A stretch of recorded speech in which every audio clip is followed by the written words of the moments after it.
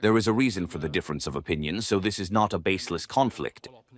First of all, it is in the interest of the Ukrainians to involve as many countries as possible in the war. This is not good for us, and we don't want to get involved in this war. But at the same time, we understand that if you are in a war, it's best for you to involve as many countries as possible on your side. However, Hungary has experience with world wars, and we don't want to go to another war, and we won't. So, we suggest to the Ukrainians that we try for peace negotiations instead. We can help with that. We won't send people, we won't send weapons, we won't give money, but we are happy to help facilitate peace negotiations. This is one conflict. The other conflict is the future of Ukraine. They envision Ukraine's future as joining the European Union. But Ukraine is a country whose eastern border we don't know today, and it is at war. And whether it will be at war with Russia in the coming years after a possible ceasefire, that won't be decided by Ukraine alone, or not only by them, but also by the Russians. And I don't want Hungary to be part of an alliance whose newly admitted member is constantly living in the danger of war and could drag us into it at any moment. Because right now I can say that the Ukrainian-Russian war is not our war. But if Ukraine becomes a member of the EU, it will become our war. And we don't want that. Not to mention that Ukraine's situation, because of the war but also otherwise, would absorb, suck out the funds from Europe that are needed here in Europe for economic development, for example in Hungary.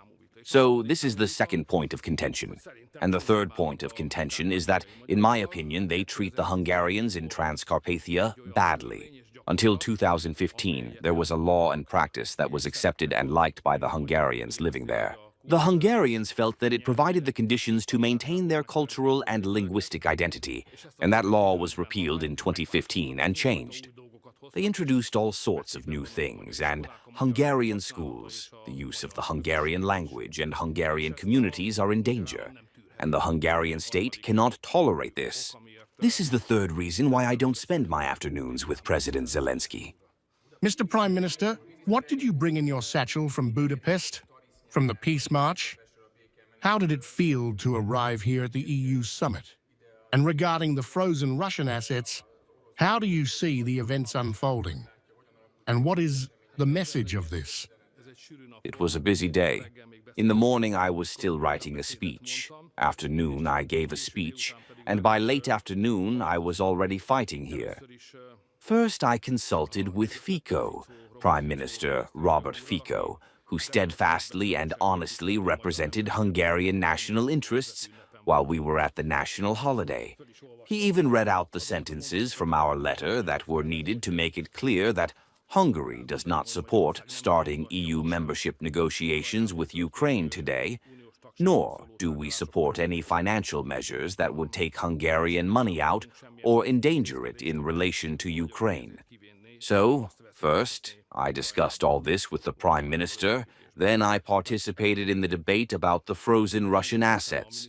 This is a very complicated debate, the essence of which is that a significant part of the Russians' foreign currency reserves is located here in Europe. Europe provides a service to the world, not only to the Russians, but also to Arabs, Chinese, and others, by holding and managing their foreign currency reserves on a contractual business basis. This is a trust-based asset management.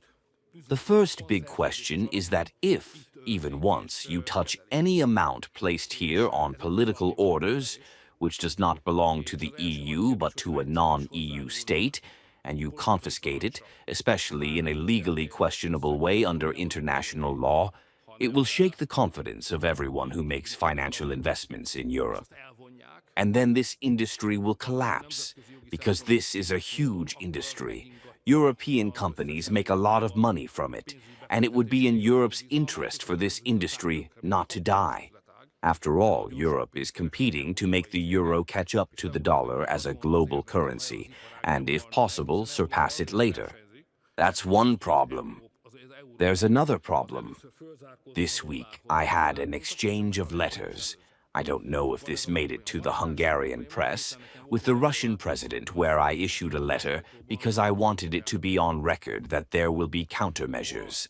So, if the EU does this, What will the Russians do in response? It was very clear they wrote in legal language, but it meant that they would take countermeasures. That means the corporate assets in Russia could get into trouble. Several Hungarian companies, including major strategic Hungarian companies, have significant assets in Russia. And I don't want to risk that, and I don't even think a Hungarian prime minister can risk those assets being taxed, scalped, or confiscated as a countermeasure due to a Brussels decision. So there's that aspect too. And there's a third aspect, which is that it won't be good practice if the European Union jumps into an adventure. It sides with Ukraine, declares the Ukrainian-Russian war its own war, without having the money for it. And instead of wanting peace, it confiscates someone else's money to continue the war. Where will this end? So, this is a complex issue, and Hungary is not in a position to support it. I understand the text adopted today because 26 countries adopted a text, but Hungary is not part of it. Mr. Prime Minister, your colleague, the Latvian Prime Minister, said this morning to Mandina that although the Budapest Peace Summit was cancelled, Europe must be ready for a Budapest Peace Summit to take place. Do you think Europe is ready? I don't know, but the Budapest Peace Summit is on the agenda. Let's remember how the Middle East Peace Summit came about. I received a letter on Saturday evening that it would happen on Monday. These kinds of negotiations depend on well-identified issues. There are 3 or 4 issues where the Americans and Russians couldn't agree, but they are constantly negotiating, and they could agree at any moment. And if they agree, a peace conference can be organized very quickly. So, in Hungary, we are in a kind of standby mode. We have a preparatory working group, it's working, securing venues, and there are many technical issues. So in Hungary, the working group preparing the peace summit is active. Europe shouldn't prepare for Russian-American negotiations. In my conviction, it should initiate negotiations with the Russians. So, it should do exactly what the American president is doing, but in a mirror-like way. If he has broken the ice, because before the stance was that Westerners don't talk to Russians, and you could argue for that. But that's over. The American president broke that ice. There is direct personal contact between the American president and the Russian president. I don't understand why there isn't similar contact and diplomatic relations between the European Union and Russia. This is incomprehensible to me. In my opinion, if we don't want to be left out of decisions about Europe, we need to be at the negotiations, not by begging to join someone else's talks, but by initiating negotiations and diplomatic actions on our own terms. Regarding the sanctions package, it involves weeks of negotiations, personal contact, the American president, the Russian president, the Russian president. Personal contact, the Russian president, personal contact, the Russian president, personal contact. We took out everything that was bad for Hungary. So, this is a sanctions package that, although it continues the sanctions policy, which is fundamentally flawed, does not negatively affect Hungary. We always negotiate so that if there are new sanctions packages, they don't have a negative impact on Hungary. As for the basic situation, there are all sorts of calculations, but I think the Hungarian economy has lost between 20 and 30 billion euros because of the war so far. So, if there hadn't been a war, the Hungarian economy would be roughly that much bigger today.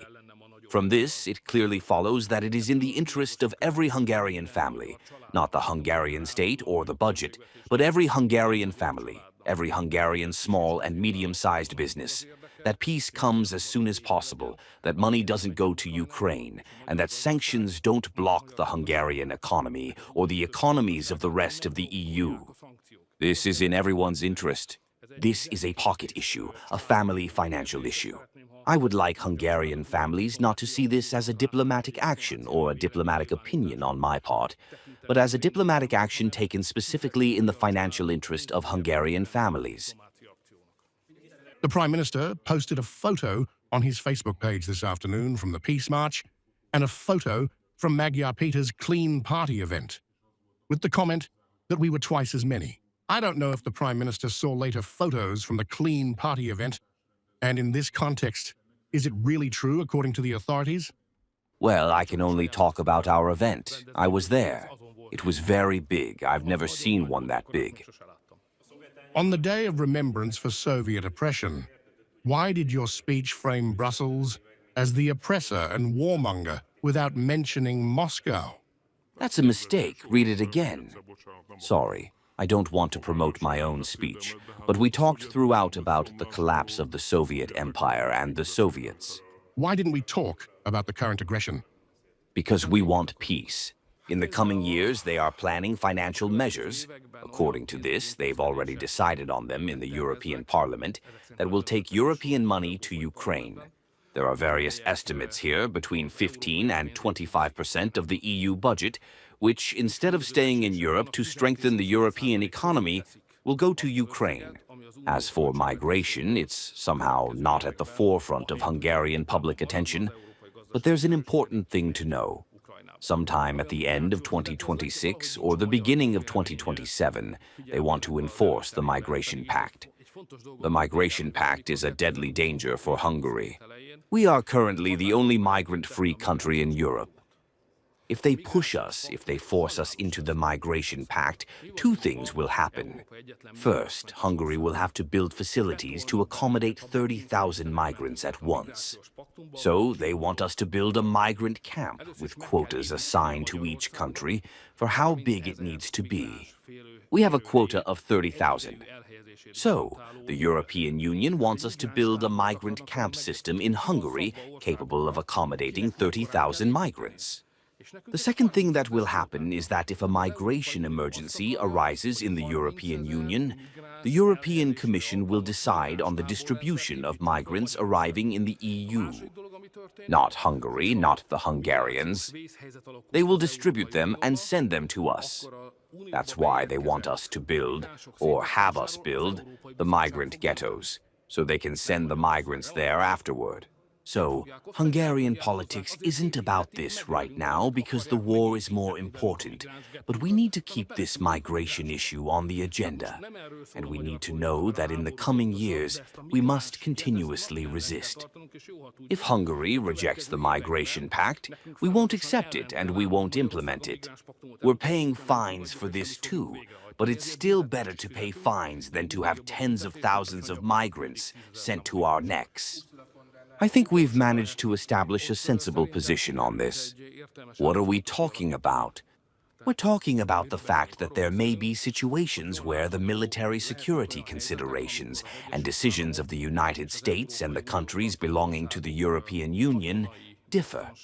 If everyone always agreed, so there was guaranteed transatlantic unity, then NATO would be enough for the security of European states. But here we have an example that shows it doesn't necessarily have to be this way. And here we are, because Europe doesn't have a coordinated defense policy, defense development, or coordinated military capabilities independent of NATO. This needs to be created. But the basic situation, which we decided on, and I think this is a good decision, is that we won't give the related rights to the Commission. The Commission has nothing to do with this.